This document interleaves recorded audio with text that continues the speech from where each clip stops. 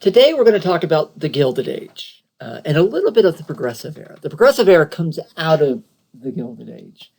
And I have 1876 as the start of the Gilded Age, but it really begins right after the Civil War. There's a reason why I started in 1876, and you'll see that in the classroom. Real quick, since Reconstruction really comes first, but I actually asked you guys to watch this one first, I'm going to say the same thing that I said at the beginning of the other lecture, and that's this. Hopefully, you are going to listen to this as though you were in a classroom, meaning hopefully you have a pen or pencil and you have a notebook, and you're actually going to take notes as you're listening. I hope, that way you don't have to watch this over and over again. And hopefully you'll write more than just the words on the screen. I hope you take what I'm saying and kind of summarize it so you have a nice study guide. And I also believe that note-taking very much helps you remember the material and learn the materials. It's old school, but to be honest, it still works. Anyway, enough of that. So in the classroom, we talked a little bit about what the word gilded means. And of course, gilded means to cover in gold. That's actually what we talk about, the Gilded Age. But we don't call it the Golden Age. We call it a Gilded Age. And so why do we say that?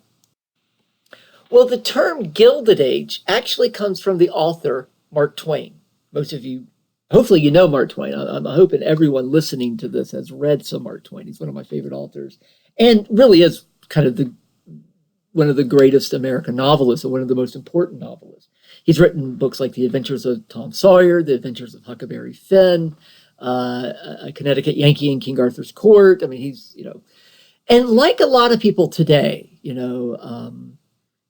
like a lot of, Stephen Colbert or Jon Stewart or even somebody like Rush Limbaugh or Keith Olbermann, Mark Twain was somebody who commented on events at the time. Even though he was a writer, a novelist, he was also a pundit. Today, he probably would have a talk show.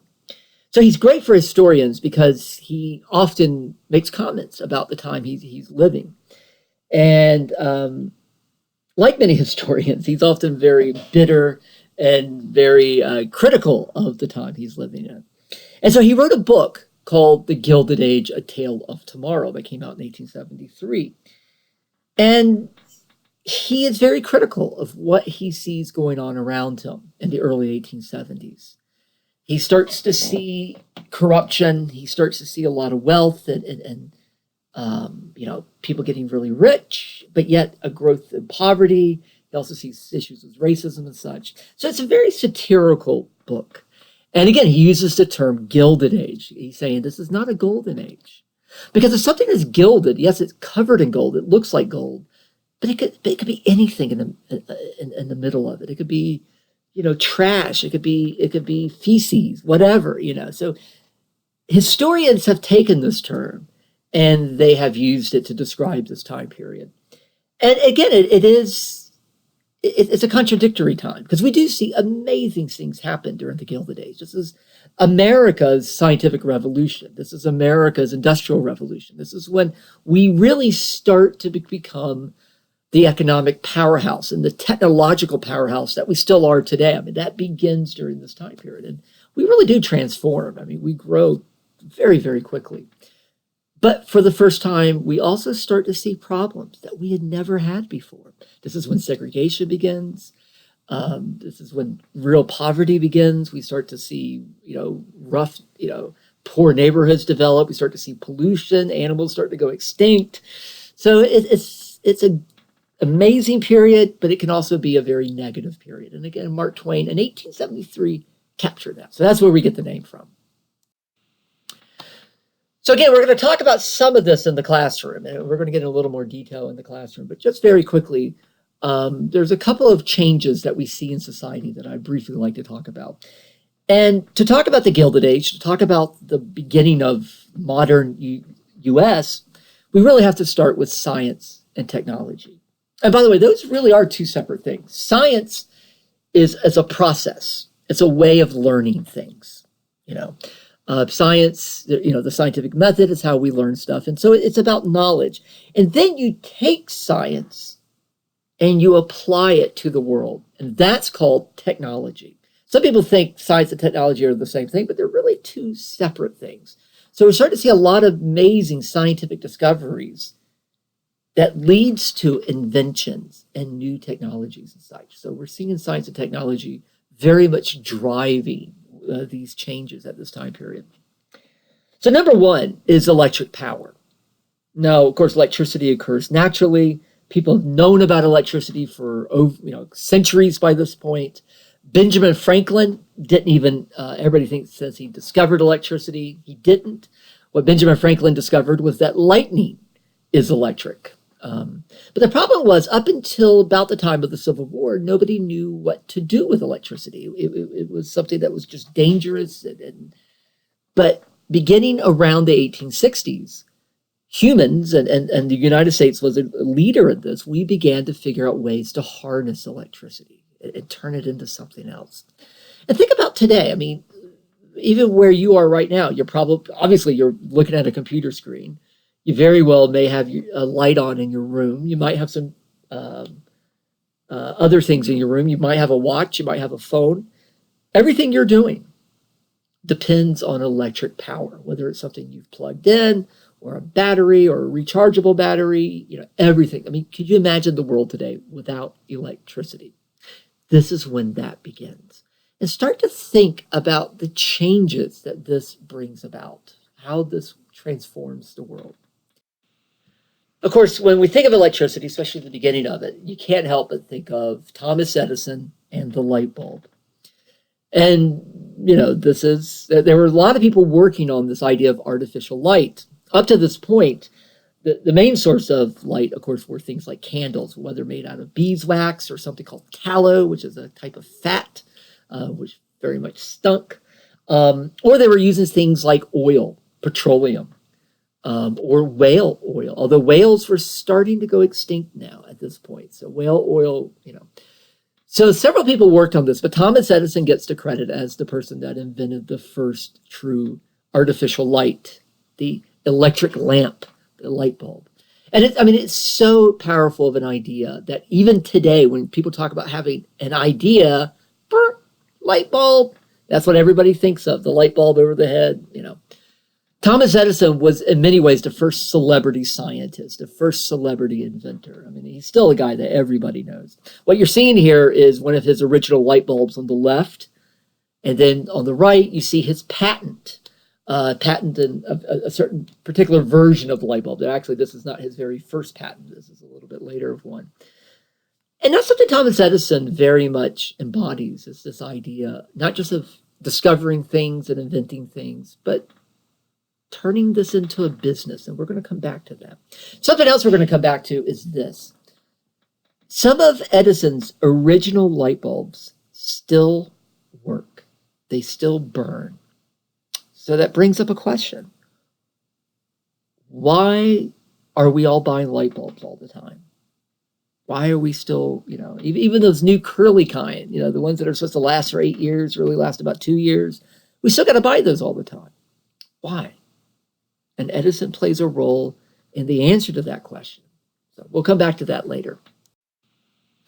Now, one thing I'm fascinated by, not just technology, but the reaction to technology. There is a common human, or maybe I should at least say a common American pattern when it comes to science and discovery. I mean, people always initially reject new science or new technology. They fear it. It's something different. And then over time, people begin to accept it. And then eventually they can't live without it. You may know people that say, I don't like computers. Why do we need computers? And then 2 years later, they're online all the time. Even in my own family, when the internet first came out, a lot of my family, a lot of my aunts and uncles said, oh, it's evil, it's terrible, God doesn't want us online. Now they're on Facebook every single day. This is a very common thing. And even today, there are some scientific ideas we still argue today. Evolution is still being argued. Right now, everybody's arguing about climate change and such. And it's really not about the evidence. It's really about fear. Fear is something that's different from what we know. Electricity was no different. Well, as we all know, electricity is dangerous if you're not careful. And the early versions of electricity was incredibly dangerous. They hadn't quite figured out how to do the currents yet. And in fact, Edison's initial system was actually quite dangerous. Eventually, a system was invented by a guy named Tesla that actually was much safer that we ended up using.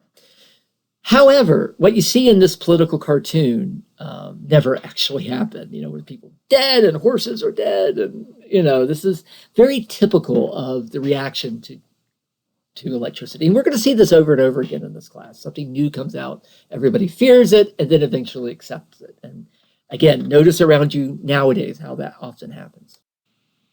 So electric power, again, I can't overemphasize how something that most of us don't even think about how big of a deal that was.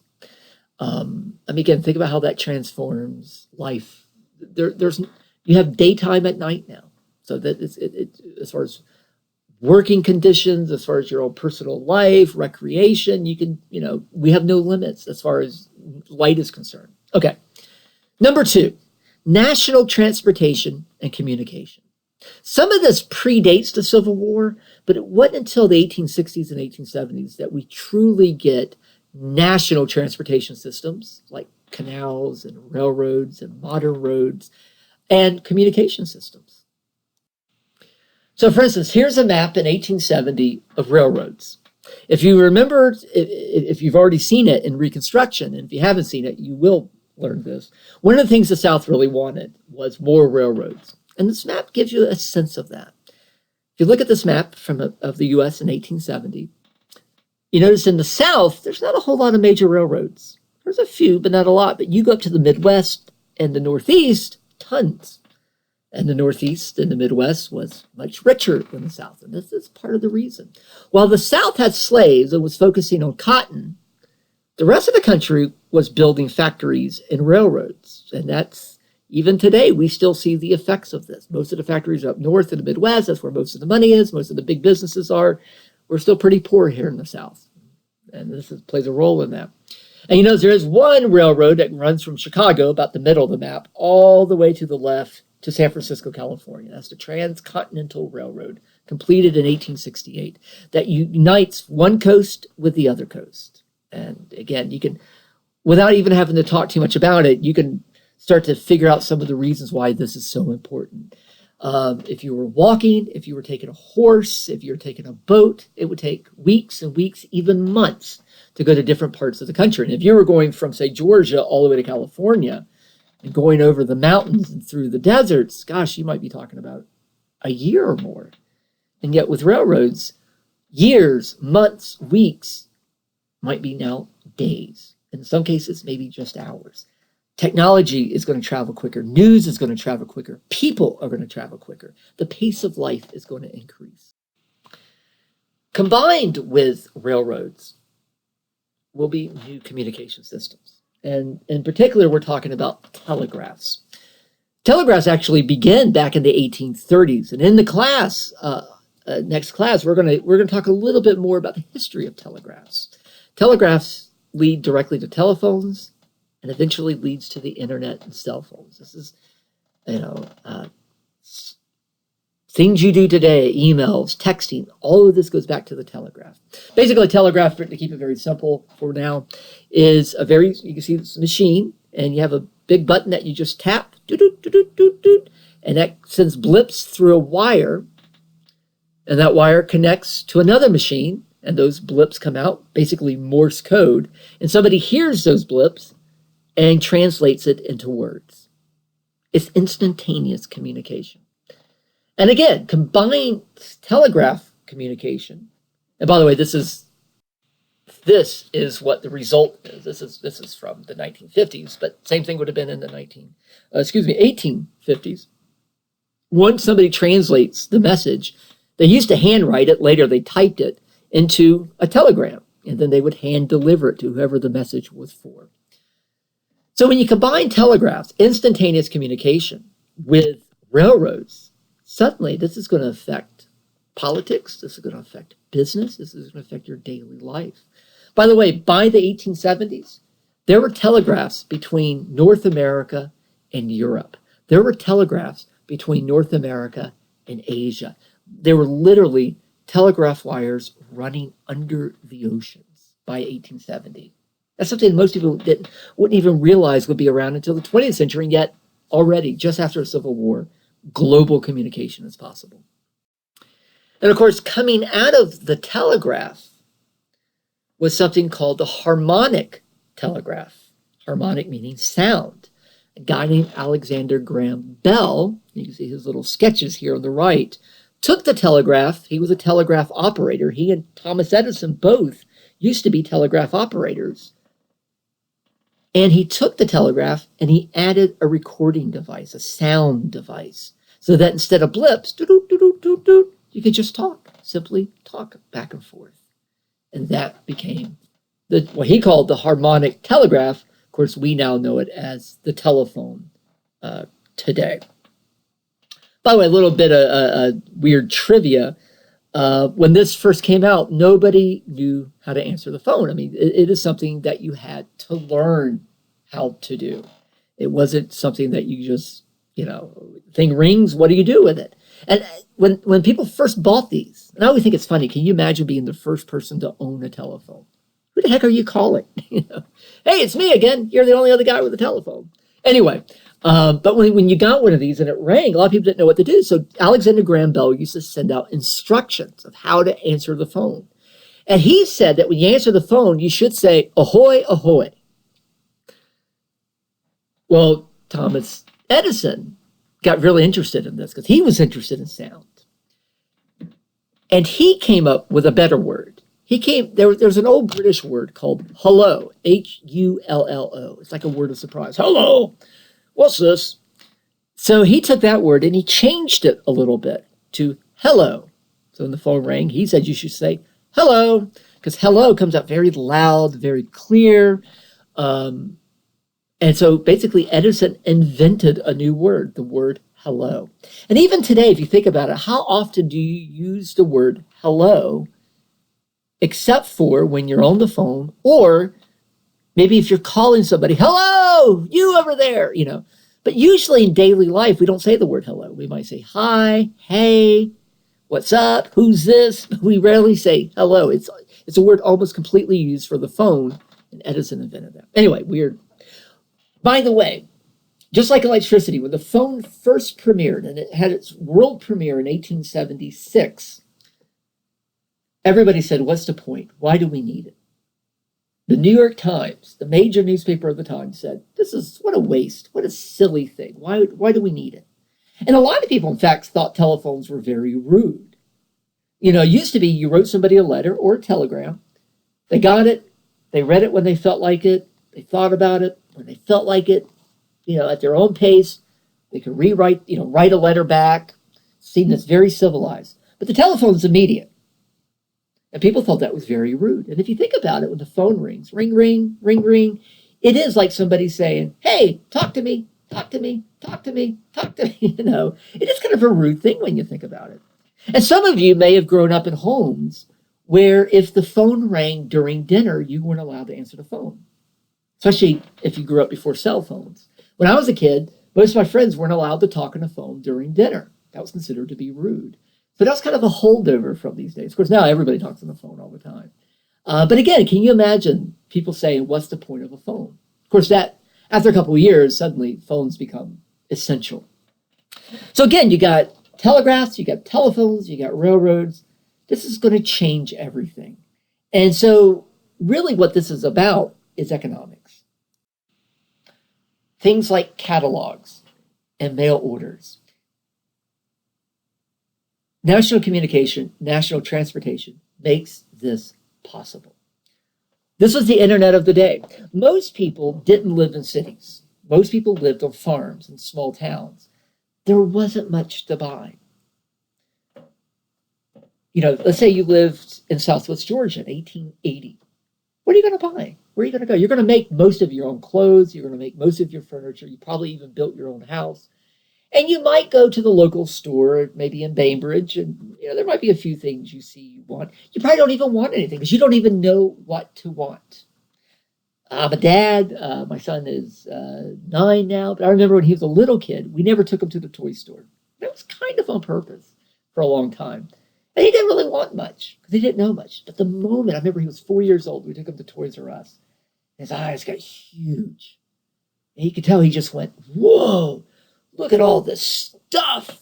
And his Christmas list went from about 4 things to 50 things. Because now he knew what was out there. He wanted stuff.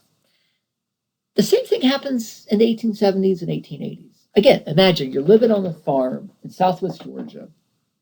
Then one day in the mail, something arrives. This catalog from, say, Sears or J.C. Penney's, some company in Chicago. And you start opening it up, and all of a sudden you see all this stuff. All this stuff that you don't need. Most of it you don't need. But now you want it. It's a bunch of, again, it's just a bunch of crap, but now you want it, you know, and you're going to spend money on it. This is the beginning of consumer culture, the beginning of the culture we live in today. These are things that, again, may not be essential, but things that can make life nicer. Think about today. Well, why are you in college? Probably to get a job. Why do you need a job? Yeah, you need to pay bills, but mostly you want to buy stuff. I mean, and that's the case with all of us. We want stuff. We want games and movies and cool clothes and cars, and we want to go travel. None of that we need. But I would guess 80%, if not more, of what you spend money on, you don't need. You want it, though. And it makes life wonderful, doesn't it? Modern life, in many ways, began with catalogs and mail orders. Because only with trains, only with telegraphs, only with modern mail systems and all that, can this be possible? And so suddenly you're going to get these wonderful catalogs, you get all this cool stuff. Now, I have this kind of weird thing on the screen here. The Heidelberg electric belt for $6. Now, again, if you look closely at the words there, you can see that this is a belt that you wear. And there's this little thing that seems to hang down. That would hang down the backside. And what this belt does is shoot you a little volt of electricity. And this is supposed to cure all kinds of blood disorders and headaches and all this. It's total garbage. It's quackery. This is a scam. And this is something else that often happens with technology. New science comes out, new technology comes out, and people find ways to rip people off. I remember when emails first got big in the 90s. Suddenly you started getting spam emails. This is the same thing. So again, unfortunately, with science often comes a lot of silly stuff like diet pills today and all this. So that's another big trend here. Now, there's something else with catalogs that we use catalogs for. And that is toilet paper. In all seriousness, we forget that this is a big part of life, going to the bathroom. Modern sewer systems were invented in London during the Gilded Age. Again, most people would have gone to the bathroom in a hole in the ground called an outhouse, or a bed chamber, which is basically a pot that would have sat next to your bed. You would have gone to the bathroom in it and then dumped it out in the yard afterwards. We started getting modern sewer systems, and before the 1870s, you didn't have toilet paper. You might have used a cloth, you might have used leaves, you might have used a corn cob, or many people probably didn't do anything. But now you got this nice catalog with a lot of paper, soft paper. Once you're done with the catalog, what are you going to do with it? Well, a lot of people use it for toilet paper. In fact, that was maybe the main use of catalogs. And so, again, the Gilded Age is about economics. So if you want to make money in this world, here's the way you do it. Find something that people need, but they don't have yet. A niche, and fill that niche. So, Edison, a company, learned that people were using catalogs as toilet paper. So they realized, wait a minute, why don't we invent toilet paper? And they did. Can you imagine selling person the first time toilet paper? Hey, here's some paper.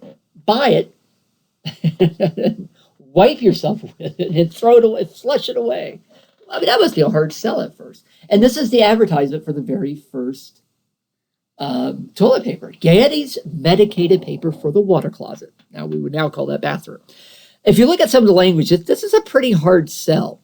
Let's see. If you get down towards the bottom, it says, printed paper, everybody knows, is rank poison to the tender portions of the body. Individuals would not put printer's ink in their mouths, as one of the ingredients is lampblack, which is a poison. Yet they have no hesitation in allowing themselves and children to lay in a plentiful crop of piles, or aggravating them if they exist, by applying that ink to the tenderest part of the body corporate. How much cheaper in every respect is it to use a paper made of the purest material and medicated with the greatest care, such as Gaiety's medicated paper. It's just toilet paper, but they are really, really selling this in a big way. Basically, they're saying, don't use catalogs to wipe yourself. Use our paper. Anyway, so this also shows you, I do this part because I think it's funny, but it also shows you how something comes out and that leads to a bunch of different stuff. And that's, again, kind of key to understanding history. It's not so much the one thing that happens, it's the 50 things that happen after it. So again, we get communication and transportation, which leads to catalogs, which leads to toilet paper, which leads to computers, on and on and on. One more thing, even though it will be another 20, 30 years before it really takes off, but automobiles, what used to be called the horseless carriage, also begins during the Gilded Age. And one other thing, I don't have a picture for it, but so do airplanes. But again, both cars and airplanes, they really won't take off for a couple more decades. By the way, that's Henry Ford down below. Henry Ford did not invent the car. In fact, there's really no one person that invented the car. Actually, a bunch of people were working on it over in Europe and here. Of course, what Henry Ford invented was something called the assembly line, which we're going to come to in just a moment. So we got electric power, we got national transportation and communication systems. Finally, we get number 3. This is the third big change, the third big advancement. That's the application of science to industry. It's one thing to invent something. It's one thing to discover something. Now you're going to make money from it. So this idea of science for profit used to be, before the Civil War in the US and in Europe, scientists were just rich people that had a lot of time on their hands.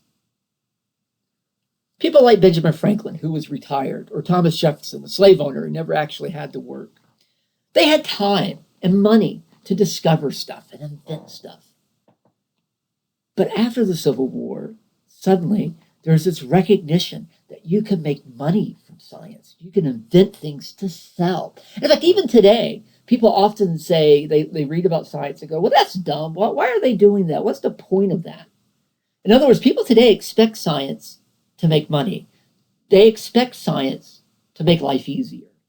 The idea of pure science, people don't talk about anymore. So this is when science became an idea for profit, something that you made money from.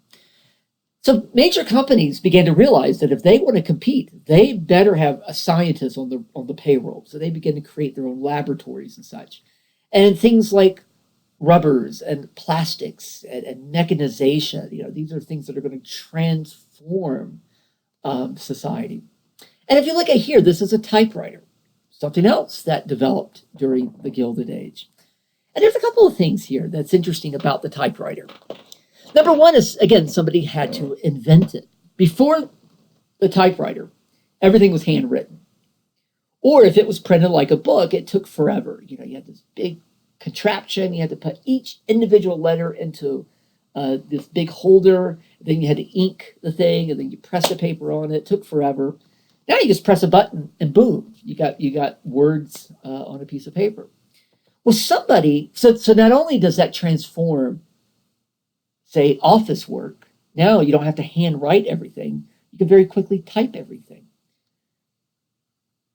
So handwriting used to be really important, neat handwriting. Even when I was a kid, you had to have neat handwriting. Nobody cares about handwriting anymore. Who handwrites stuff anymore? So suddenly the handwriting is not as important. Typing becomes very important, being able to type. Now, if you look at the letters, even on your computer keyboard, you notice it doesn't say A, B, C, D, E, F, G, H, I, J. It isn't in an alphabetical order. It's what we call the QWERTY system. If you're near your computer, look at the keyboard. On the top line, it says QWERTY, QWERTY.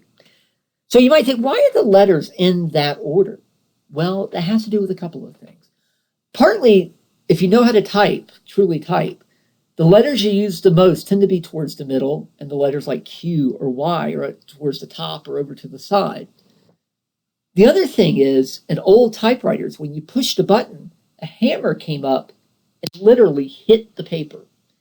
And so if the letters that you use very commonly are too close together, they'll all jam up. So the letters are on the keyboard so that they're spaced out just right so they don't jam up the thing when you're typing.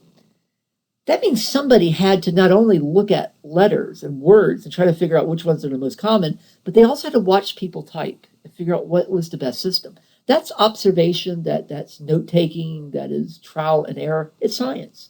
A lot of science went into creating the keyboard. Now, today, we don't need to have them in that order. It's just, but we are so used to it that nobody wants to change the order because it's just part of our tradition now. Here's one more weird thing about the typewriter. And it is a myth, but it was a real thing. It used to be thought that only women can type. You know, if you went to an office before the Civil War, it would have been all men. Women wouldn't have been clerks or secretaries or anything. But now, even today, 2015, if I say the word secretary, most people think of a woman, even though it may not be a woman, but you tend to think of a woman. Well, I took typing class when I was in high school back in the 80s. It was all women except myself and one other guy, you know. It was seen as a female job. Now, again, that's based on a myth. The idea was that only women were good with their hands and only women could type. That's silly. And if anybody ever watched a guy play a video game or text, we know that's not true, but that was the old idea. So that's an interesting phenomenon. The invention of the typewriter led to two things. It led to more jobs for women, which also led to more money for women. But at the same time, it also limited women because the idea was, well, women can type, but that's all they can do. Men are going to go do other stuff. Women are going to be the typists. And even today, especially older guys, you know, a lot of times they get very embarrassed if you see them type. It's seen as kind of something that you just men don't do. And so, and again, it's a myth, but we start to see gender play a role in jobs and such, and typewriters is an example of it. Okay, enough about this. So here's what Edison did. It's not just that he invented a light bulb, but the fact that he sold it to General Electric for a lot of money. He showed that science can be profitable. By the way, at the top on the left, that's Edison's factory in Menlo Park, New Jersey. And he called it his invention factory. So, Edison's plan, here's Edison, by the way, with a gift from his friend Henry Ford of a car. But Thomas Edison's idea, again, he was not a pure scientist. He was in it for money. And he wanted his invention factory to make a new product every 10 days. Now, most of the stuff that his factory invented, and by the way, Edison did not personally invent all of this. He did some of it, but he had a whole crew working for him. You know, so it was a team effort. But he wanted his crew to invent something every 10 days and a major invention every 6 months. And they maintained that schedule pretty well. Now, most of their inventions were really tiny things. Let's imagine you get a light bulb. Okay, what are you going to do with it? Where does it go? Well, you got to have a light socket, you got to have a light switch. You also have to have wires connecting that. And this is something else with technology that we forget.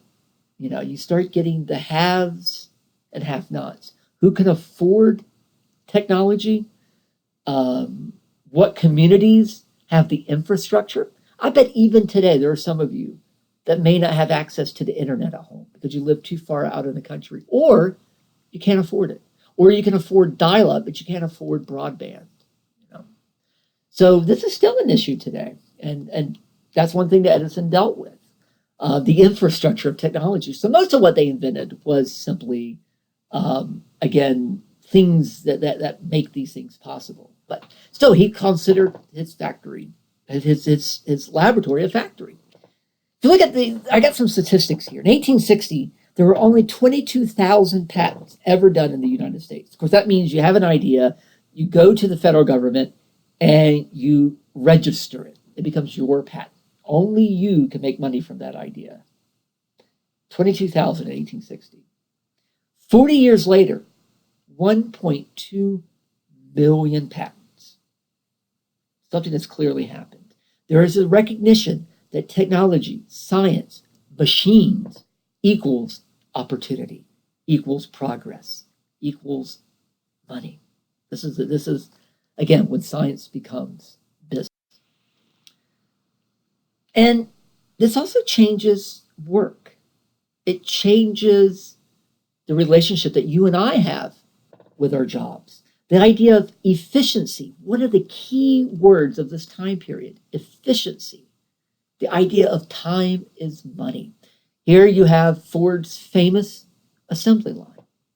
The idea of using a lot of workers, each with a simple task, to make a complicated thing very quickly. Because the quicker you can make something, the quicker you can sell it, the cheaper it is, the more people can buy it. Everyone wins, if you will. This is also called scientific management. And in class, we're going to talk a little bit more about scientific management. I want to have a little bit of a conversation about this because this really does still affect us today. But again, this is coming out of the science and people like Thomas Edison and Henry Ford. All right, so we got some pretty big changes happening. We got these new scientific discoveries, new inventions, new communication, new transportation, new business models. And this is leading to more jobs. It's also leading to more money. But this brings about its own issues, its own problems. As we see in history, there's always a payoff. For every good, there's a bad. For every advancement, there's another problem. This is how life is. You know, you buy a computer, great, but then you got to pay for it. You got to maintain it. Anyway, so let's talk about some of the concerns and fears of the Gilded Age. And these aren't all negative, but they can be. Number one, new labor relations. Labor just refers to working people. You know, things are different now. So, for instance, this idea of a wage worker. That seems weird today because we're all wage workers today. This is what we are today. So we forget that this is something that was new, something unique. Before the Civil War, most people who worked, not including slaves obviously, but most people who worked were independent. Most businesses, they weren't that big, they didn't have many employees, often they were your family members. Most people were independent. Maybe you were a painter, a shoemaker, a barrel maker, a carpenter, a farmer. You worked for yourself primarily. You made your own stuff. You sold it yourself. That was it. After the Civil War, that begins to change. It's more and more common to work for somebody else, to work for a business, for a salary. Maybe it's an hourly salary, or a weekly wage or whatever. And if you think about it, that's a change of power. Somebody else is paying you. Somebody else is telling you when to show up, when to go home, how long to stay. Some people called it wage slavery. And this is the time period when people knew what slavery was. Today that might be kind of offensive because obviously it's nothing like slavery. But this idea, it is a little bit of a loss of power. And one thing that people had to learn was what we would sometimes call factory time. A lot of teenagers have to learn this when they get their first job. Sometimes students have to learn this. The idea of having to show up on time and maybe 9 o'clock and then staying until 5 o'clock. When you worked on your own, like say a farmer, if it's raining, you don't go out and farm that day. Or if there's nothing to do, you just stay in bed. My family were shrimpers and fishermen in the 80s and 90s. And eventually, because of different laws and overfishing, they all had to get other jobs. And they all used to be independent workers. And they had a hard time adapting to factory time, the idea of showing up and having to stay all day. And also, if you work for somebody, they do kind of control you. They tell you when you're off and how much you get paid. And so a lot of people were very, very uncomfortable with this when it first began. And what this starts to set up is a conflict, an antagonistic relationship between what sometimes it's called blue-collar workers and white-collar workers. Blue-collar refers to working people. It used to be because in a lot of factories and such, people literally wore these blue jumpsuits, the blue collar. White collar refers to somebody, say, in a button-up white shirt with a tie, maybe a jacket. What this really is about are those who work and those who are in charge. Blue-collar workers tend to be, I shouldn't say, often, in many cases, not college educated. They were people who had manual skills and working skills, but maybe couldn't write or, hadn't gone to college. So they were the workers. And then those who had gone to college and knew the technology and knew their history and could write and all that, they tended to be the bosses, the supervisors, the overseers, the company owners. And think about, you really do have two goals. If you're a worker, your goal is to make as much money as you can so you can go home and pay your bills and buy stuff for your family. And of course, you don't want to work, you have to work. That's your job. You are there for you and your family. And you don't want a dangerous job, and you want to be off as much as you can. If you're the boss, if you're the supervisor, your goal, you don't really care about your workers. You should, but you probably don't. Your job is to make as much money as you can for the company. And if you can do that with as few workers as you can, wonderful. If you can pay your workers as little as you can, that's even better. That means more profits. So blue-collar workers and white-collar workers have totally different goals. And that sets up a problem. I mean, there is a conflict there. And this is something new in America at this point. I mean, this is really two different classes, a working class versus a middle class. So we're also going to see the development of things like unions and such. But we do see lots and lots of new jobs, things like typists, store clerks, traveling salespeople, telegraph operators, phone operators, like you see here. Phone operators often tended to be women. In fact, their job title was Hello Girls, because they would say, hello, can I help you? So hence the name Hello Girls. Now, so that's what we call new labor, these new jobs and new relationships. So what are some of the effects of new labor? Well, with all these new jobs and new factories and stuff, we do see a rise in immigration. This is a period where there were so many jobs that we couldn't fill them all. We needed people from other countries to come over. Later in this class, we're going to talk more about immigration and some of the effects of that and fears of that and all that, but just more people coming over for right now. We also see a rise in women working and children working.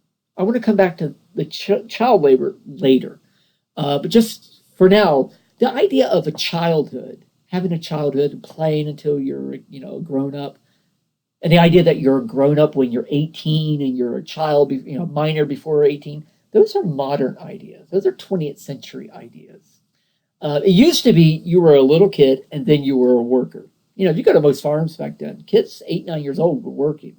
Sometimes you're married as a teenager, so it's more shocking today than it would have been back then. But we're going to come back to child labor. So think to yourself, why would you, as a company owner, as a boss, why do you want children? Why do you want women? Well, some of the answer to that is money. With a child, you can pay a child less money. It's just a kid. But the same thing with women back then. The assumption was women don't have to work. They only work because they want to, or because they don't have a husband. And once they get a husband, they won't work anymore. So we're not going to pay women the same amount of money as men, even though they're maybe doing the same job.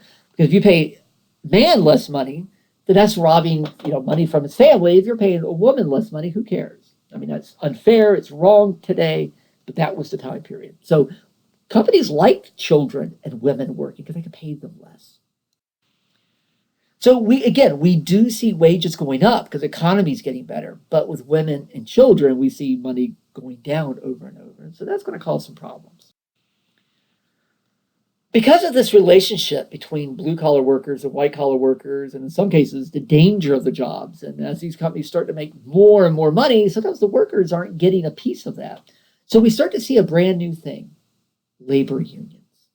They begin to develop to ensure money and good working conditions. Now, again, here in the South, unions have never been a big thing. It's just, for one thing, we didn't have a lot of factories in the South back then, so that was usually where unions developed. But we also just never have a tradition here. But if you go up north or out west, unions are pretty common. Even today are still pretty common. So here's how unions started, if you will. If you're a worker, you work for a big factory, you don't really have a lot of power. You threaten to quit, they'll just say, we'll get rid of you and we'll hire somebody else. Who cares? You're just one person. But if you can convince all the other workers maybe to not work for a day or a week or a year, that's going to hurt the business. So there's power in numbers. If you can get everybody to go on strike, for instance, you can make changes happen. So unions were a way for working class people, blue collar workers, to exert some power. Because as the economy has taken off, you're starting to get a group of people who are really rich. I mean, richer than anybody's ever been in this country. How do you control them? Well, you can do that at least a little bit with unions. And I guess some of your homework is going to be dealing a little bit with unions. We're going to talk about the Haymarket affair on your homework. Okay, so we got labor relations. And again, hopefully you can pick up that some of these issues are still around today. It's one reason I like the Gilded Age, because a lot of the issues from back then still matter to us today. Number 2 is consumerism. This is something I'm going to talk more about in the classroom, but let's talk a little bit about it now. Consumerism is a word to describe shopping, basically. We live in a culture where you can go up to somebody and say, hi, what's your hobby? What do you like to do? And people might answer, oh, I like to go shopping. I mean, it's kind of a weird thing to think about, that shopping is a pastime. We're going to do this weekend. I'm going to go shopping. We're going to buy. I don't know. Just going to go shopping. I mean, it's kind of a weird thing. And that's something that developed in the Gilded Age. Because as we get more jobs and more people are making money, including women and children, that means more people have more money in their pockets, which means they're able to buy more stuff. And of course, if you buy more stuff, that means factories are going to make even more stuff to buy and invent new things. Plus, with the new technologies and all the new stuff, you can make things quicker and cheaper, which means even more people buy it. So it's like, it's a cycle, one feeds into the other. So I'm going to talk more about this in person in the classroom, but just real quick, here's some stuff that develops in the 1880s and 1890s. For instance, Tootsie Rolls. Those developed in the 1890s. Candy used to be for rich people. That's why if you read like 'Twas the Night Before Christmas, it talks about the kids waiting for Santa to show up. And what are they going to get? A couple pieces of candy. Now the kid, I thought, wow, that's terrible. But of course, again, sugar used to be really expensive. And the idea of candy was something that you might have got one a year. That was a big deal to get some candy, unless you were rich. But now, in the 1890s, suddenly they're making candy really cheap. And they're inventing all these new types of candies. Suddenly candy is something that regular people can do. Which, by the way, you start getting worse teeth. Cavities start to go up. So things like candy. And other types of new foods, like gelatin, which gelatin's originally made out of bone meal. But people are able to use bone meal to turn into gelatin. And gelatin initially started out as not a dessert, but something you ate during dinner. People used to put like vegetables in Jell-O and meat in Jell-O, but later became a dessert. Or bubble gum, chewing gum. Original chewing gum came from something called the chicle tree in Mexico. It actually has a natural gum that you can chew. But later they invented artificial gum, if you will. If you think about it, what a weird thing, the idea of chewing gum. What a sign that you have a lot of time on your hands and a lot of money that you are willing to pay for something that you stick in your mouth, you chew it up, and then you spit it out when you're done. You don't get any nutrients from it. You don't get any energy from it. You're just chewing something that you paid money for. I mean, again, if you think about it, that means you have disposable income. In other words, chewing gum is a sign that people had a little bit more money and they were willing to spend it on something like chewing gum. By the way, it's a myth that if you swallow the gum, I always was told that gum sticks in your stomach for 7 years. Not true. Your body digests it just like everything else. So don't go around swallowing gum, but if you ever do, don't panic. Other things, home cameras. That's what that big black thing is. That's home cameras. The idea that now regular people can start taking pictures of themselves. Used to be photography was only for rich people. Now regular people can do it. Cigarettes, machine-rolled cigarettes, or magazines.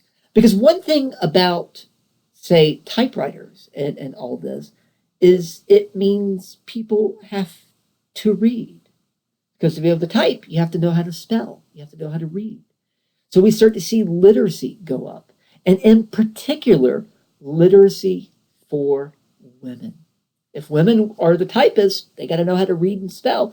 Used to be when most people went to school were men, especially college. That was a male thing to do. Men wrote. Men were the office workers. Men were the secretaries. Now, it's women. So Ladies' Home Journal was the best-selling magazine in the 1890s. It sold over 1 million copies a week. And that tells us something. It tells us people had more money because they were willing to buy magazines. It also tells us that women could read. But magazines, just like today, magazines back then were full of advertising. That's also a sign that women had money. Not only do they buy the magazines, but they're being advertised to so they can buy more stuff. So this is the beginning of advertising culture as well. So again, we can see examples of a lot of the changes here. I'm going to come back to consumer culture more later in class, but that's going to be in person. Another concern is things like corruption. All this money and new technologies, chaos. There's huge changes happening very, very quickly. A lot of people thought the world was becoming more chaotic. And what we call crony capitalism. And what that kind of refers to is these big business owners making deals with each other and excluding regular people. Anyway, we'll come back to that in a moment. So here's an example. Gasoline and engines. Petroleum, oil, used to be something that was just found everywhere. It literally bubbled out of the ground. People used it for cleaning. They burned it in lamps. They didn't know what the heck to do with oil and gasoline, which comes from oil. And there was always these ideas that one day we're going to have a horseless carriage. I love visions of the future from the past because they never get it right. So see on the top here, you got what looks like a bunch of Abraham Lincolns riding around, and clearly what's a wagon without a horse? I like the one on the bottom with the big robot thing pulling it. That's what I want my car to look like, a big robot. But anyway, once engines were invented, the combustible engine, suddenly oil becomes the big thing. Because oil can be burned, which, that creates your spark, which starts the movement in your engines. So suddenly oil becomes pretty important. And in fact, our first major company was Standard Oil, owned by a guy named John D. Rockefeller. And he actually controlled over 90% of the world's oil. He was the richest guy at one point. Can you imagine controlling 90% of the world's oil? The Middle East only controls about 9%, by the way. And you see how rich they are over there. So Standard Oil became a new thing, a new business model. The corporation. This is kind of a weird thing because we're so used to corporations that we don't stop and think about what that means. Again, it used to be if you owned a company, that was your company. Let's say Dave's company. I'm Dave's grocery store. You knew who owned it. If there was a problem, you went to Dave and he fixed it. But today we have corporations. And what that means is it's the creation of a legal, fictional person, if you will. Let's imagine you're in Walmart and you're pushing a shopping cart. And let's say there's a hole in the floor that you didn't see, and you fall into it and you break your neck. Who are you suing? Because you're going to sue somebody. And your answer probably is Walmart. I'm suing Walmart. Okay. Who's Walmart? Who is Walmart? And, at one time you might have said Sam Walton, the guy who founded the company. But of course, he's been dead for 20 years. And even if he's still alive, he actually doesn't own the company. He's the CEO, the chief executive officer. So you might say, I'm suing the CEO. Well, the CEO says, well, I don't own the company. I work for a board of directors. Oh, okay, I'm suing the board of directors. They would say, no, we work for the stockholders. Stock, of course, means, you own a little piece of a business. Well, there may be literally millions of stockholders. So are you suing all those millions of people? Because, of course, they didn't make the hole in the ground. In other words, you're suing Walmart, but you're not actually suing any actual person. You're suing an idea. You're suing a logo, a corporation. I mean, again, we're so used to things like McDonald's or Apple or Microsoft or Walt Disney that we forget what that actually means. It's because the CEO can be fired, the board of director can resign, you can sell your stock, but Walmart still exists, regardless of who's running the company. It's a weird thing, but that's what we mean by a corporation. It's a fictional person. It's not a real person, but it functions like a real person. And a lot of people were concerned about this. They still are today. This is a real debate because a lot of people argue that because there's no one person that's responsible, that might allow for more abuses. But I'll back off that for a moment. We also get something else, a new focus in business. Capitalism, which is what this is all about. Capitalism can be defined as maximizing profits, making as much money as you can. So if you're in business, how do you do this? Well, one of the ways you do it is something called vertical integration. Vertical means up and down. So let's say you own a paper company. So if you achieve vertical integration, that means you control everything from top to bottom. So in other words, you own the forest from which you cut down the trees. It's your workers cutting down the trees. It's your log trucks taking those to a paper mill. That's your paper mill. Then it's your warehouse that stores the paper. Then it's your stores selling it to customers. In other words, if you control every aspect of your business, then that means you make all the money. There's no middlemen, right? That's vertical integration. So that's what companies still try to do as much as they can. Then there's something called horizontal integration. Again, horizontal means from left to right. So not only do you want to control every aspect of your business, you also want to control the entire industry. In other words, you don't want to be just one paper company. You want to be the only paper company. Of course, we call that a monopoly. And as you may know, monopolies are illegal today. They weren't illegal back then. And in class, I'd like to talk a little bit about why are monopolies illegal. But we're not going to deal with that right now. But so the idea of a monopoly develops. And Standard Oil was America's first true monopoly. So again, a lot of people was very concerned that can these huge corporations be controlled? And can they be held responsible if they're fictional people? Where, in other words, where does the buck stop? And a lot of people, again, were concerned about this. Here is a classic political cartoon showing Standard Oil as an octopus, this monopoly that's got its hands in absolutely everything. And it is true that one thing about monopolies is that they really kind of do control everything, and you almost can't compete with them. Again, I want to talk more about that in person, but not today. These corporations were indeed quite powerful. In fact, they even changed time. As we know, the Earth is round and it spins on its axis. So when it's, say, nighttime here in Georgia, it will be daytime in China because, we're facing away from the sun and China on the other side of the Earth is facing the sun. So obviously, time isn't going to be the same everywhere. But it used to be time was not standardized. So if you were in Atlanta, Georgia, it might be 1 o'clock. If you were in Savannah, Georgia, it might be 4 o'clock. If you were in Tallahassee, Florida, it might be 2:30. And if you're in Jacksonville, it might be 2:55.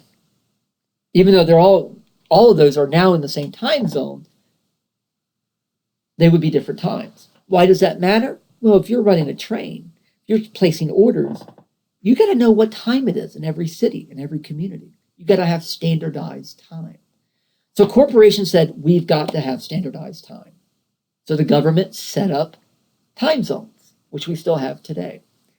However, look at those time zones. They don't go straight up and down. They should, but they don't. Because corporations and politicians, sometimes they wanted this city to be in the same time zone as that city because it made life easier for them. So There's a lot of politics that happens here, but this was driven by big business. It's a good thing, but it does show you the power of business. And time was an attempt to create order. The two key words of this time period are efficiency and order. So everybody needs order. If you're a corporation, if you're a business, you got to have order. You got to be able to predict what's going to happen. You got to not only know what's going to happen tomorrow, but you got to know 6 months from now, a year from now, 5 years from now.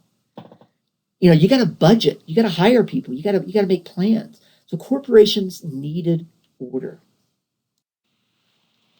But by the 1880s, we were losing order. By the 1880s, we'd already had 2 major economic depressions. That's a problem. Corporations were getting very concerned. So corporations wanted to be regulated by the government. Today, it's very common for business to say, "Oh, we don't want any regulation." They actually do. But just like you, just like me, you want to do the regulating. We call this the capture thesis. Let's imagine you're sitting in your bedroom and your wife or your husband or your parent comes into your room and says, "You need to clean this up." You say, "Okay, I'll do it eventually." "Well, I'll clean it up for you." Then you go, "Oh my God, no, I will clean it up." Because you don't want your parent or your spouse to find stuff that you got hidden and they might throw things out, So if you're going to clean your room, by golly, you want to be the one that does it. We call that the capture thesis. And we see this throughout history. If you're going to bring about change, you want to be the one doing it.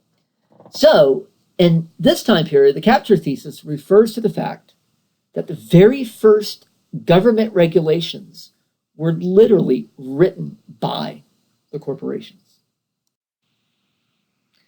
The classic example is the Interstate Commerce Commission. This was a commission set up by the government to regulate business between the states, like say railroads going from Florida to Illinois. To make sure everything's fair and all the fees are the same and all that. This is the very first true government regulation of business.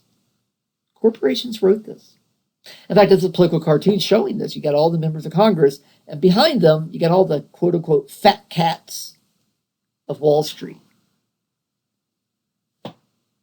Which, something I want to keep coming back to, that brings up the issue. If you're so powerful, so rich, that you control the politicians, can you be controlled?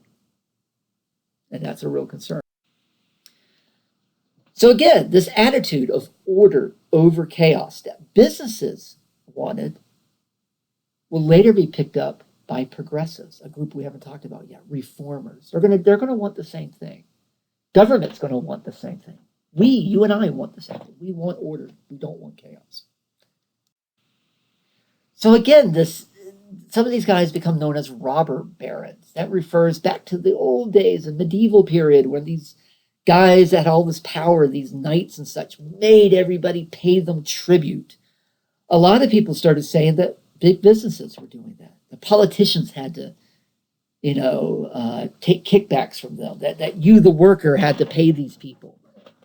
And so suddenly there is a real concern that maybe businesses, people, are becoming too rich, too powerful. In other words, that's a question that might seem kind of funny today, but can you be too rich? Can you be too powerful? And a lot of people were becoming concerned that maybe people were becoming too rich. So these new corporations owners like John D. Rockefeller, Andrew Carnegie, Henry Flagler, the Reynolds family, the Duke family. These are what we call new money or nouveau riche. There's something called old money. There are a lot of families that were rich going back to the 1700s, the Jeffersons, the Washingtons, the Roosevelts. But those guys weren't that rich. These guys were new money and were incredibly rich, richer than anybody had ever been in this country. We're talking about some of the richest people in the world.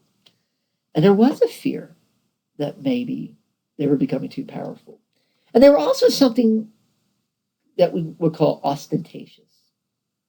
The idea of showing off your money. Today, that's normal. People make money, they show it off. They buy Rolls Royces and buy the fanciest clothes, and they pimp their cribs. And I mean, think of rock stars and country stars. They want everybody to see their bling, their power, their jewelry. That's being ostentatious. That's normal today. It's very American today. It wasn't back then. New money changed that. What you see here is not a very big home, but this is Thomas Edison's summer home. In other words, he had his normal home in New Jersey. Then he had his home down in Florida. I said summer, didn't I? I should have said winter. For winter time, so you can go winter in Florida when it's really cold up in New Jersey. The idea of having two homes was unbelievable. Let's look at some of these. These are the Vanderbilt, another big family. They had a home called the Breakers in Rhode Island. Look at that thing. It looks like it comes from France or England. And you look at the inside, and again, they're almost like castles on the inside. Since we're in Georgia, I try to use Georgia examples. If you go to if you go to Cumberland Island, and you go to Jekyll Island and Sapelo Island, you will see some of these winter homes by some of these new money. You guys, this is someone's house on Jekyll Island. Today, it's a convention center and a hotel. The Reynolds family, they made their money from cigarettes on Sapelo Island. They had their own mansion there, including their own bowling alley. The biggest of these is the Biltmore estate up in North Carolina. It is still considered the biggest personal private home in the country. It has over 40 acres of rooms. But the one I think is the most impressive is William Randolph Hearst. He made his money through the media. He owned newspapers. Later, he will own radio and movies. You ever seen the film Citizen Kane? That was based on this guy. Anyway, he literally built his own castle out in San Simeon, California, with his own private zoo. He had, I forgot how many thousands of acres. And it is quite swanky. Again, in our world today, these are, we see mansions all the time, or reality shows, the Kardashians and all of this. But think about when most of the people were living in wooden cabins at this time. This is real wealth. And when these guys went on vacations to places like Georgia or Florida, they wanted everybody to know these Gilded Age hotels developed, these beautiful hotels. People like down in Florida, we had people like Henry Flagler and Henry Plant, who made all their money. Flagler made his money with Rockefeller, and they came down to Florida and developed Florida as a tourist state. This is Henry Plant's hotel in Tampa. Again, this was a very ostentatious hotel. The richest of all these guys, though, was Andrew Carnegie, who was a Scottish orphan, came over parentless when he was 8 years old. He eventually went back to Scotland and literally bought his own castle over there. So, again, there was a lot of concern back then of people being too rich. These are concerns that we still have today. These concerns haven't gone away. In fact, it might be worse today. I found this about a year ago. This is a graph.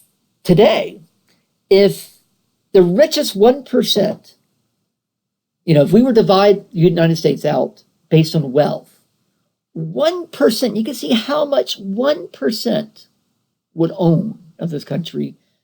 9% would own another huge chunk. So 10% of the people in this country would own about 90%. 30% would own what you see below, and 40%, almost half of us, would own just that little red dot.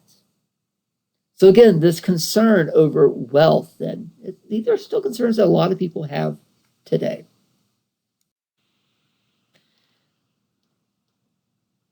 This is another example of that, just to put it in a different perspective. If you have if you look at, money, one person who's the richest, the 1% would have $34. Most of us would have 19 cents, if we divided it out. Anyway, I just want to show you that people today are still having some of the same concerns that they had back in the 1880s and 1890s. These issues haven't gone away. Another concern and fear was social, people, and environmental waste, which is the opposite of efficiency. As we're building these railroads, and as we're moving out west, we have to do a couple of things. One is we have to round up Native Americans out west, because that's chaotic. They might attack us. They might, they own the land. We got to get rid of them. But another thing we got to get rid of are all these buffalo, bison, millions and millions and millions of bison. You can't have these when you have a railroad. They might run across the track and make a train derail. So you got to get rid of all these bison. And of course, by getting rid of bison, it also gets rid of Native Americans. So railroad companies used to hire people to kill bison. Not for meat, just kill them. Get rid of them. And they almost drove bison to extinction. I mean, this is just a phenomenal image.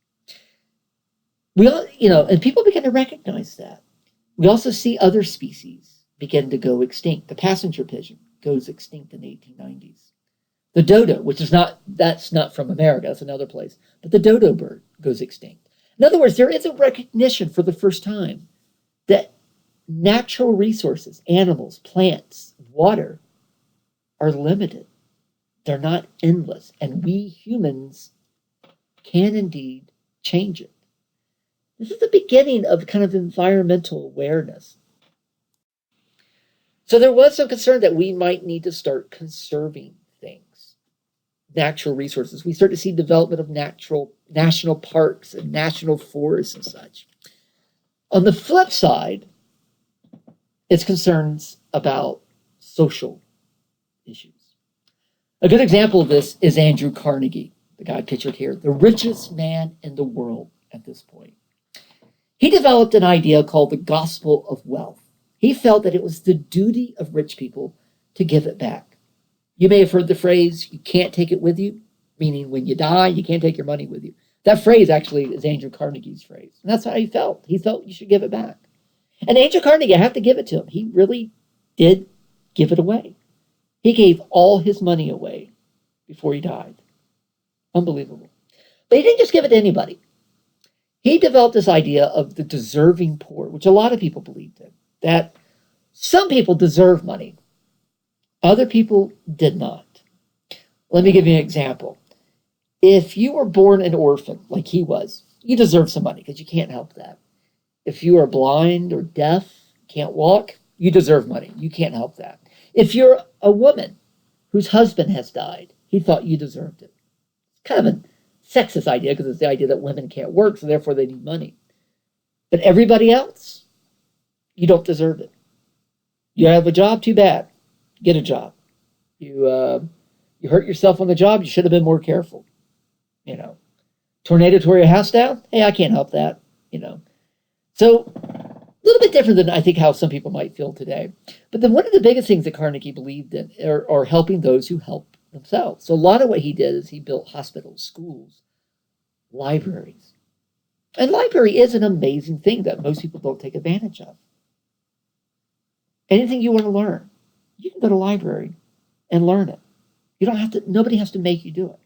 So the argument is, and I kind of agree with this a little bit, the argument is if you really want to make yourself better, you can do it. You got the means to do it. And it's up to you to do it. So again, this gospel wealth, but a very limited version of wealth. Now, when you hear that, how did that make you feel? Do you agree with Carnegie or do you disagree with him? And the reason I ask that, most of you are 18, 19, 20, 21. You're starting to develop your own political opinions. And that's one of the things I think in college that we're here to do. Not to turn you into me, God help us, but to make you realize what you already are. And so think about that as we're talking about some of these topics. How do you feel about this? Because issues about things like welfare and money and poor, these are issues we talk about all the time today.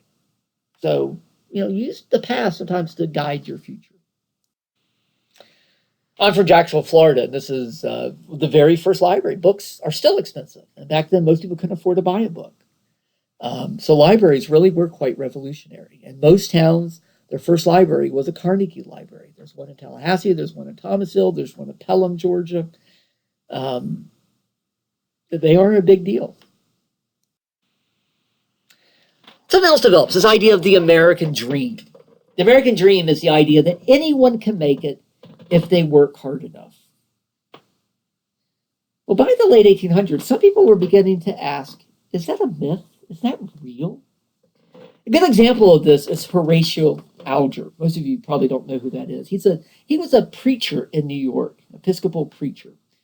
And he began to look around New York City, and he saw a lot of poor kids, people with no hope, no jobs, no future. And he was very concerned. And one of the things he felt is that young people needed heroes, people to emulate. So Alger began to write these books. He wrote over 100, really short, easy to read, no big words. And it was an example, from farm boy to senator. I mean, that's the whole plot of the book. This poor farmer kid grows up to be a U.S. senator because he works hard and he studies. And I mean, they're really sweet little books. And again, Alger was writing these just as a way to inspire kids. But they began to be ridiculed later because the argument was, is that real? Can't just anyone make it? Is it really fair? In other words, let's say Bill Gates, who's the richest person in America right now. Bill Gates' kids probably has better opportunities in life than my kids. So the argument is, does everyone really start out in the same place? Or are some people born with a better advantage than others? And is that fair? Again, I don't have an answer to that. But these are the kind of questions that we still have today. So we start talking about what is the American dream and how do we achieve that for everybody. But getting back to this time period and people like Horatio Alger, you walked around cities like Boston, New York, Chicago, and for the first time, you were seeing homeless kids, poor kids, people with no hope. And some people began to ask, is this progress?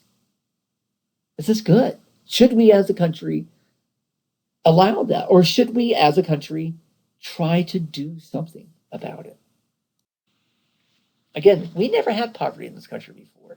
We never had slums before. But by the 1880s, we did. And some people thought, well, this is just a natural progression. This is just how it is. These people just don't work hard. It's their own fault. It's a jungle out there. Other people thought, maybe because society might be a little bit unfair. Maybe the big businesses are, making sure that regular people don't have a shot at it. So who knows? And that, again, that's a debate we still have today. One of the things that people really began to look at was child labor. And, again, these are photographs from this time period. And here are literally kids doing some of the most dangerous work out there. Things like coal mining, which even today is one of the most dangerous jobs. And it was common to see little boys and little girls working in coal mines in places like West Virginia and Kentucky.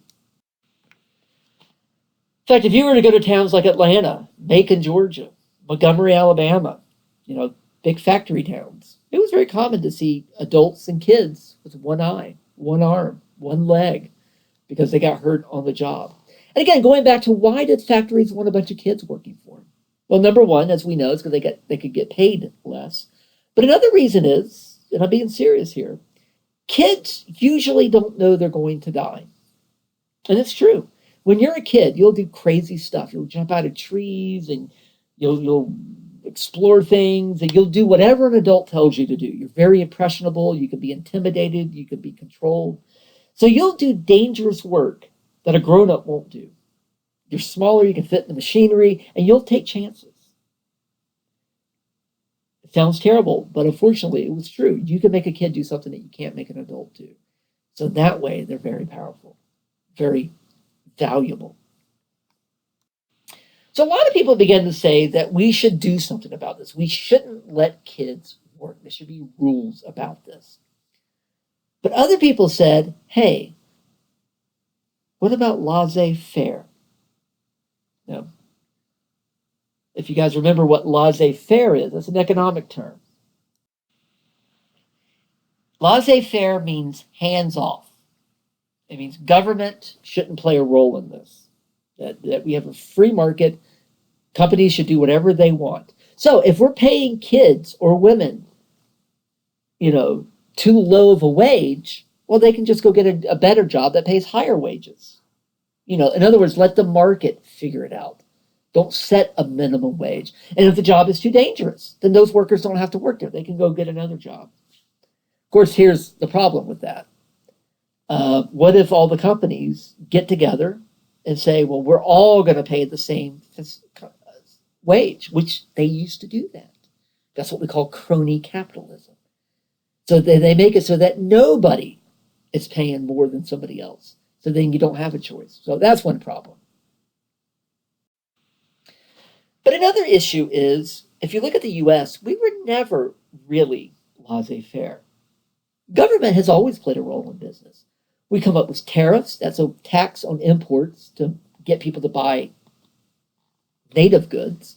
We develop treaties, government builds railroads, like during Reconstruction, and we build canals. In other words, the government has always done things to help business. So the question is, why can't government do things to help workers? And that was a real fundamental question. Now, of course, the things you and I have today, minimum wage, overtime, 40-hour work week, guarantee, health care, workers' comp, all of these were ideas that come from the Gilded Age. But they won't be put in place until the 1930s. But these are ideas, these safety nets were developed during this time period. Of course, the argument was, well, that's just communism. That's socialism. Today, we just expect that. But these are radical ideas at the time. So clearly, there is some chaos going on. Businesses are getting huge, workers, unions are developing, there's strikes, people are concerned about child safety, there's pollution issues, So not only do we need order in business, but we need order in society. So a new way of thinking begins to develop. A good example of this is Walter Lippmann. Again, I bet most of you have never heard of him. But 100 years ago, you would have known who this guy was. He was a journalist. He was also what we call a progressive. He wrote a book in 1914 called Drift and Mastery. I used to make students read it, but I can explain it in about a minute. In this book, he argues that in life, you have two choices. You can drift, meaning you can just go about and do whatever. Don't think about things, just do them, and hopefully things will work out.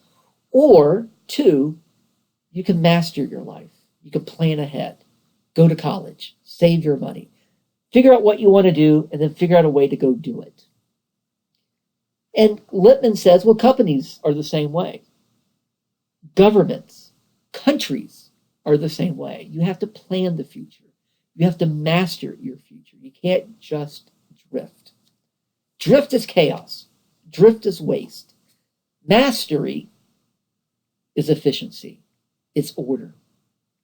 So this idea of drift and mastery basically is the idea of something called the progressive movement, a reform movement. So, who were the progressives? And this develops in the 1890s. Progressives were middle-class reformers. Middle class meaning they weren't the richest. That would be Andrew Carnegie and John D. Rockefeller. But they're not necessarily the working class. They're the ones in the middle, the ones that used to be in charge before the Civil War. So they're middle-class reformers, people that want to make things better, who applied science to progress, to improve society. That's what a progressive is. They were motivated, however, by fear. Fear of big business and unions. They thought businesses are getting too powerful, but they also thought unions are being too powerful. By the way, have you noticed we haven't mentioned the president yet? The people driving events in this period were not the politicians. It was the inventors. It was business owners. It was workers. That's the key people in this period. The middle class reformers thought that big business and the unions were becoming too powerful. They both needed to be controlled. And just like big business, they were just simply worried about chaos and disorder, that we need to bring some order to society. They were also concerned about waste of people, waste of children, waste of natural resources. They were also afraid, and this is where some of progressives I think we agree with today. I like to think I would have been a progressive back then. But there's a really ugly side to the progressives as well. They were also inspired by fear of what they would have called inferiors and foreigners. Native Americans, African Americans, and immigrants. They thought we need to do something about these people. We're going to talk more about that later. Progressives were often social scientists and activists. During the Gilded Age, we do get all the modern sciences. Most of the topics you're taking in college now, all developed during this time period. In fact, this is when modern colleges developed. Things like biology, anthropology, psychology, sociology, modern history. All of these were Gilded Age disciplines. And so as you start to get these social scientists, they start to study society and try to come up with better answers for society. And of course, what they wanted, again, was order and efficiency to make society better. Here's a problem, though. What I consider to be better might be different from what you consider to be better. So this starts to become a little problematic as things move on. So we're going to continue to talk about the progressive movement over the next week or so. So some of the issues that progressives dealt with were things like segregation. In other words, progressives created segregation. To them, that was a positive thing. They were bringing racial order back to society. Anti-immigration ideas. Immigrants are terrible. We today know otherwise. That immigrants are one of the things that made this country a great country, but they thought immigrants were terrible. They were disorderly. They wanted to reform businesses. They wanted to make society cleaner and nicer. They wanted to conserve natural resources, and they wanted to make the world a better place. We now call that imperialism.